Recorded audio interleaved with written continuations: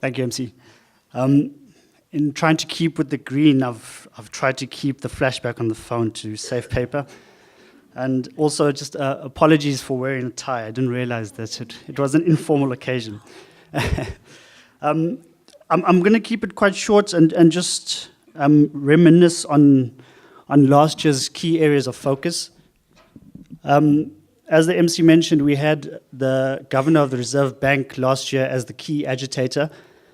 And he gave quite a provocative speech around regional integration, which has been a key theme for the Business Roundtable over the last number of years.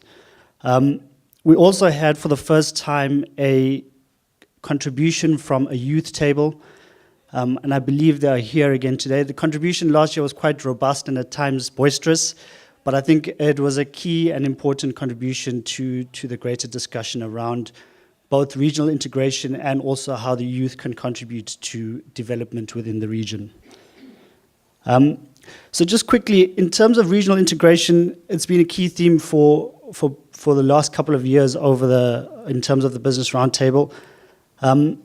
Last year, some of the key challenges that were highlighted by the agitator are really political economy challenges that I think are quite well known, but he reflected on them quite well.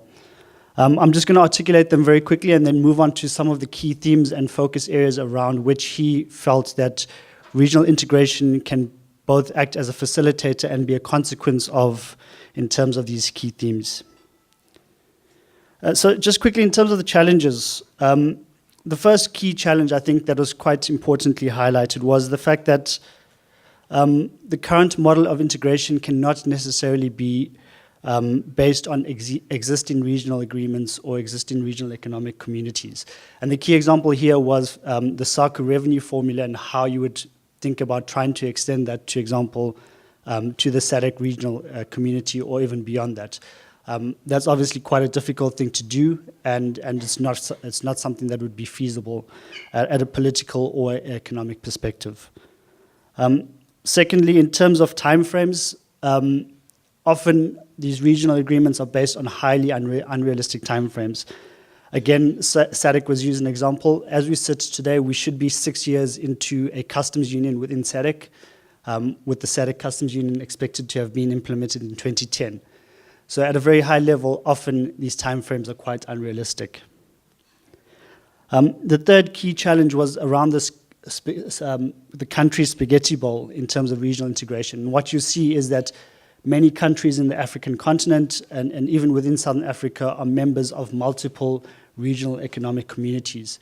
That makes regional integration on its own a very difficult process. And what you see is that in the country we're in today, for example, it is a member of multiple economic communities, and trying to implement different agreements across different regions within the same country becomes a very difficult and complex thing to achieve.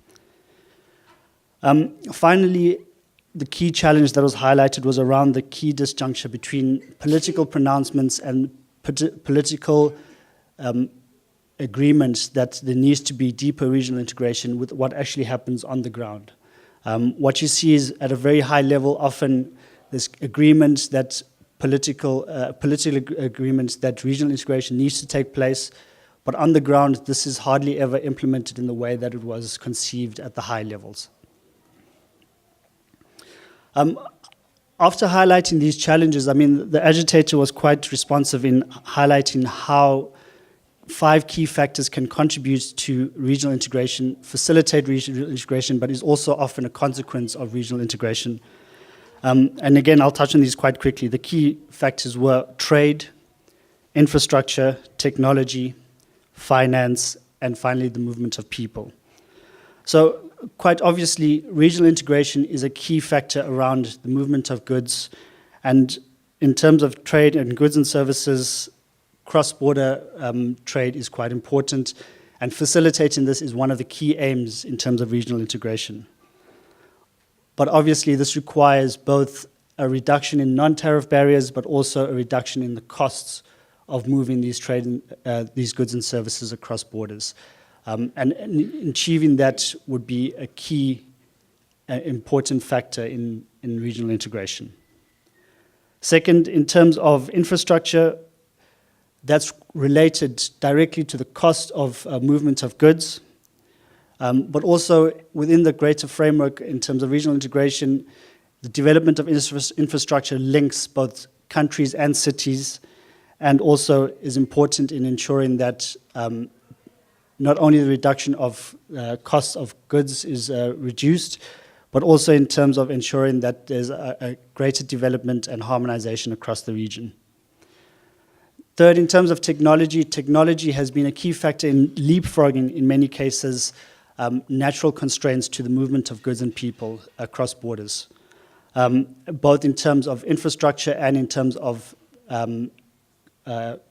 constraints that are placed at the border level by people themselves. And this is key examples of this can be provided in both telecommunications and banking, for example. But in order to enhance and harness the technological advancements, you do need common policies and coordination of regulations across the various countries and communities.